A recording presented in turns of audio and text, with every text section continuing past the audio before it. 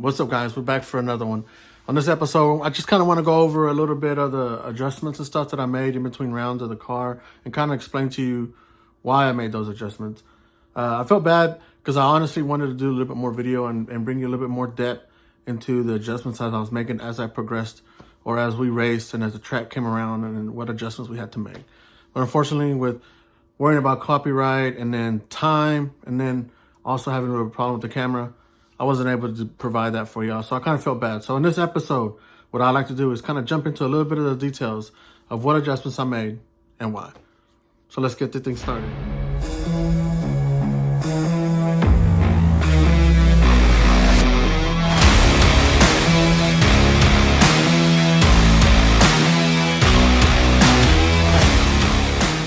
All right, guys. So up first we got here is my late model. As you can see, it is still pretty filthy from over the week of ran, and this is my SC mod. It's in the same conditions. So initially, when we first started, we had lighter springs, meaning I had different pound springs. Now each spring has its own rating. When you buy a set of springs, usually you get a diagram showing you the spring rates. So obviously, the higher the number, the stiffer the spring is. For me, I run the custom work springs pretty much on every car that I run. So for that, they provide you a nice little diagram or, to go off of for the spring. So we had lighter springs because we knew that eventually we were going to run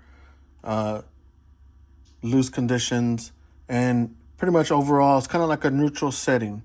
So we ran taller ride heights, meaning the height between the ground and the bottom of the chassis. And then we ran it a little bit higher, so you can adjust your ride height by these collars right here. So the reason we run higher is because we ran a little bit more droop.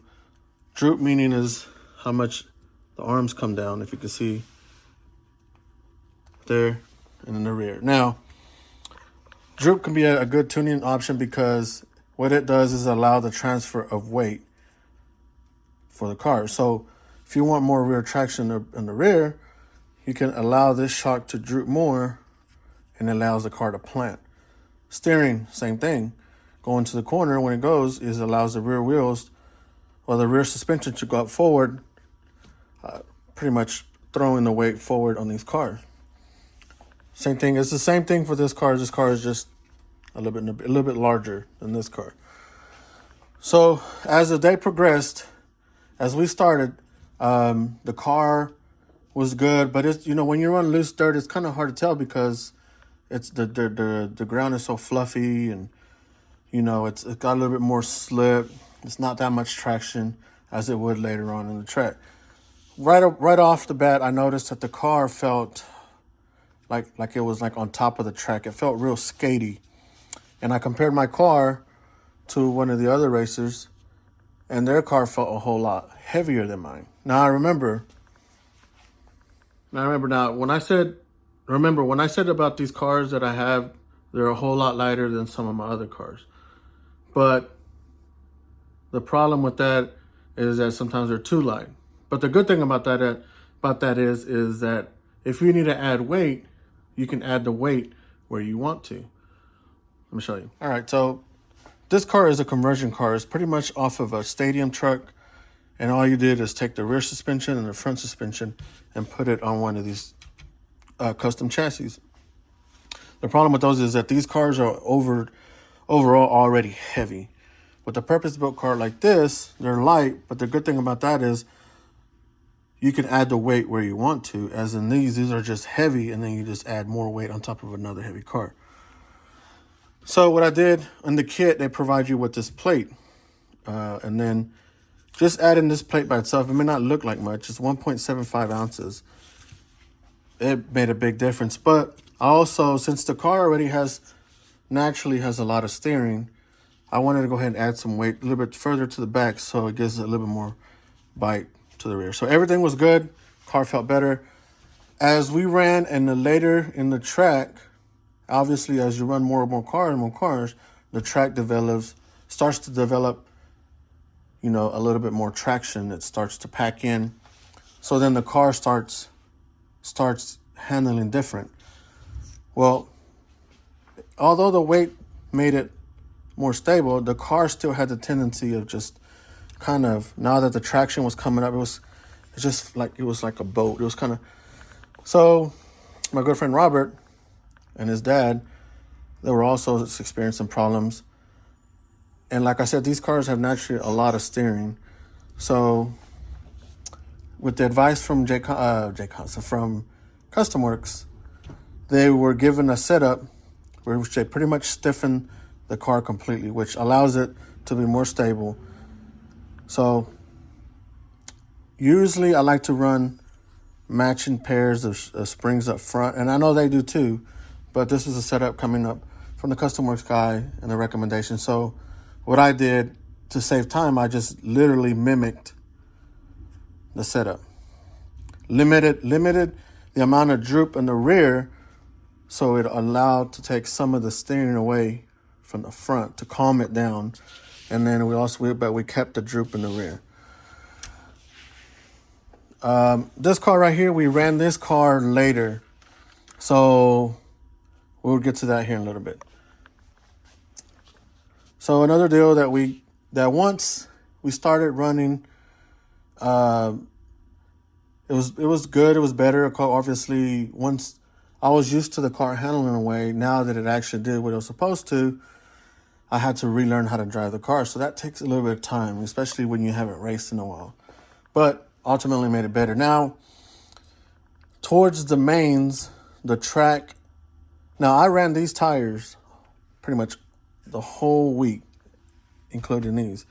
But when we started getting later into the races, after you run the races for so long and so many cars, you're talking about 600 cars, the track starts getting rubber, literally laying rubber in the track, just like you would see on a real racetrack.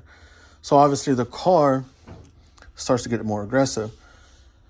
The last time I ran this car, the thing, like I mentioned, was, so on one of my previous videos, I mentioned about keep an eye on the track, chasing the track, and keeping an eye on it. Now, as time progressed and the later we got, the sooner we try to, the RD try to get the track to move, so the less time they spent on prepping the track to keep it in the looser. At the end of the day, the track, no matter what you did, was going to get high bite.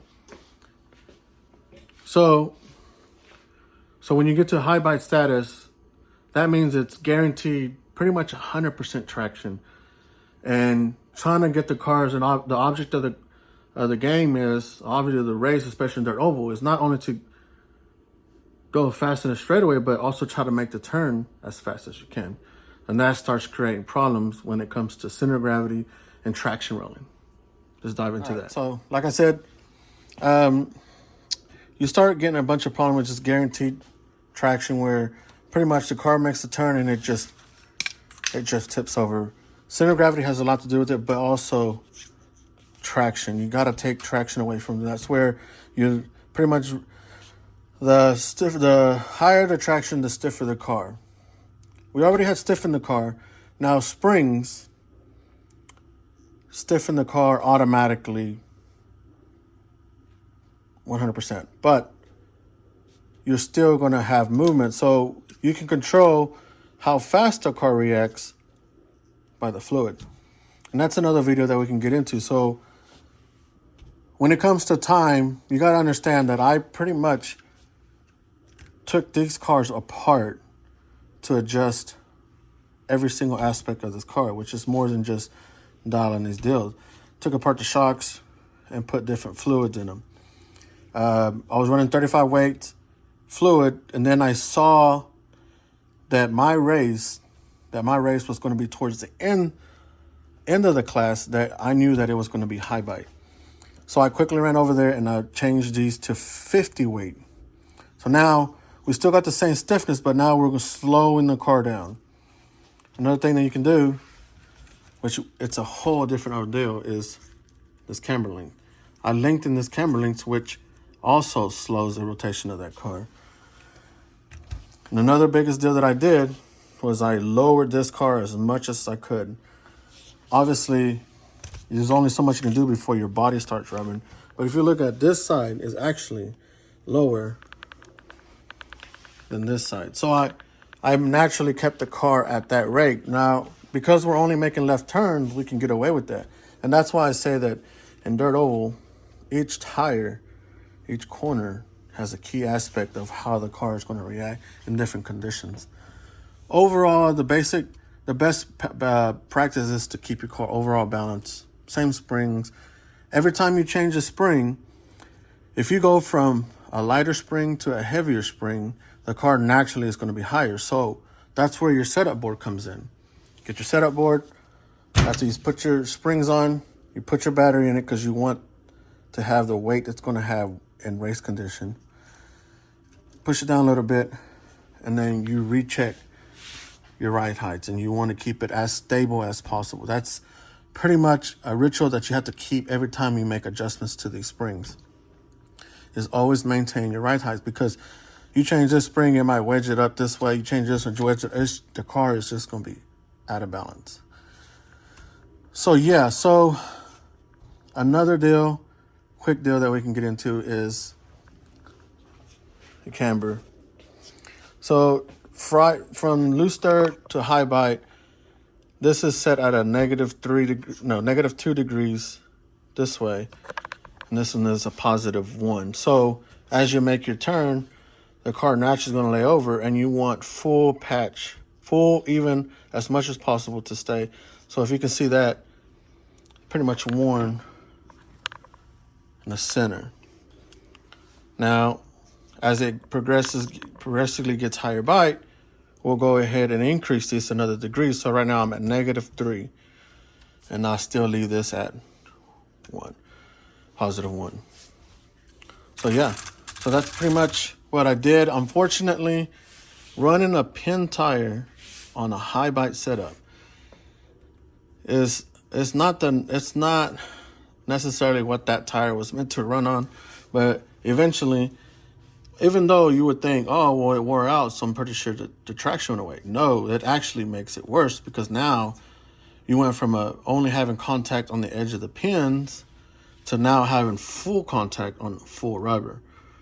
So this is where time comes in. And running previously on a high bite setup, which is Indy usually gets really high bite. On my other custom work, which is a sprint car. Now, sprint car is a completely different deal, because now you have wings, and a wing in the front, wing in the rear, which adds more traction. But it's pretty much the same thing. I ran 70 weight, which is crazy, but it allowed the car to not rotate as much and pitch and get that pitch where it was a nice steady deal. I knew I probably should have, but I didn't. And at the end of the day, as I raced and as the tires wore, the more grip I got, because it was more contact with that worn surface. So yeah, that's pretty much, it was good to a point, and then all of a sudden it was just too much, where I could just inconsistent.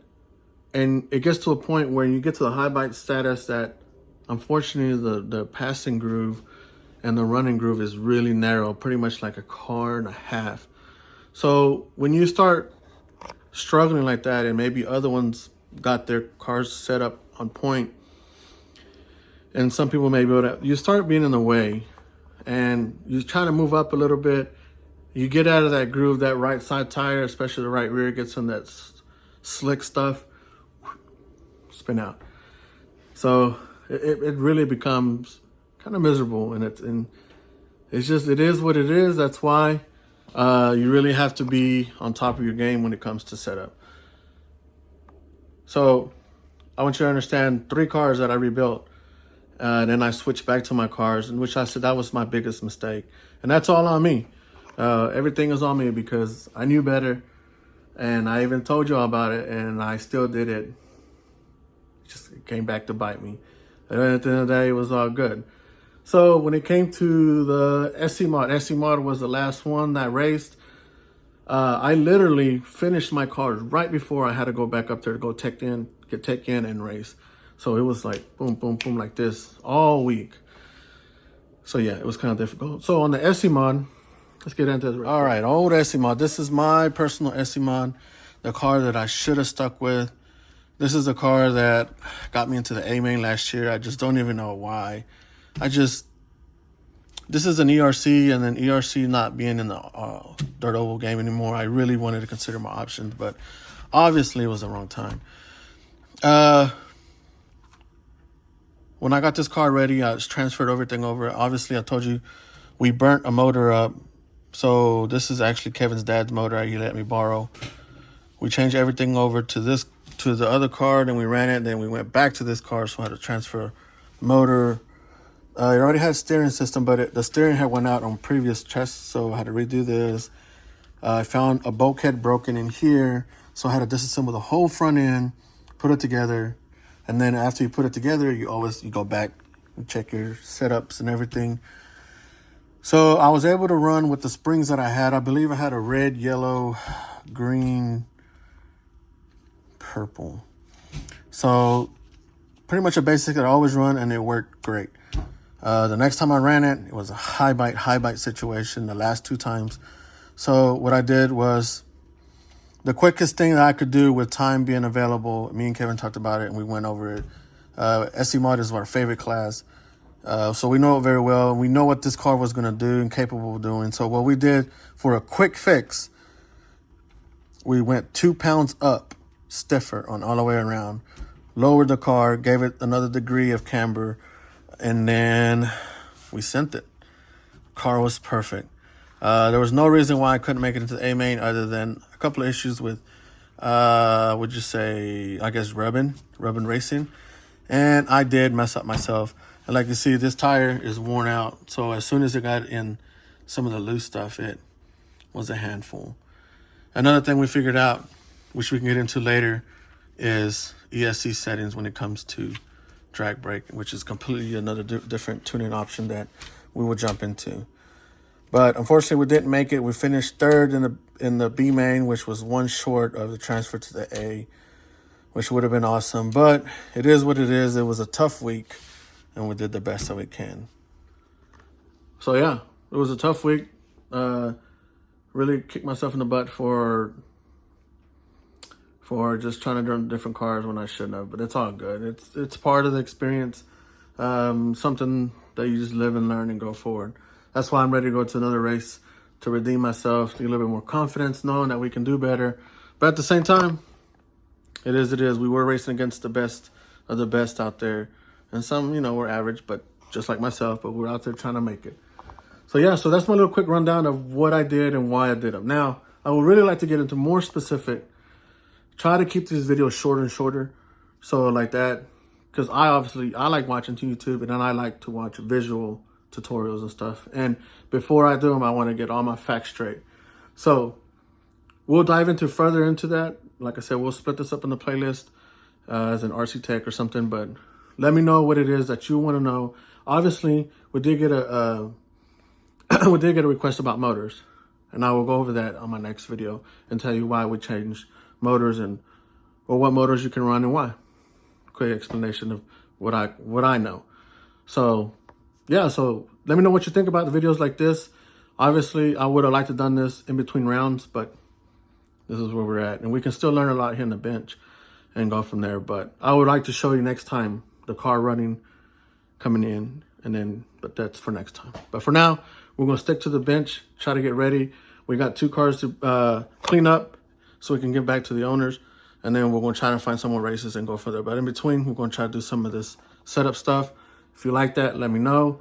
Leave some comments down there. Let me know what you want to know, and thanks for watching. We'll see y'all in the next one.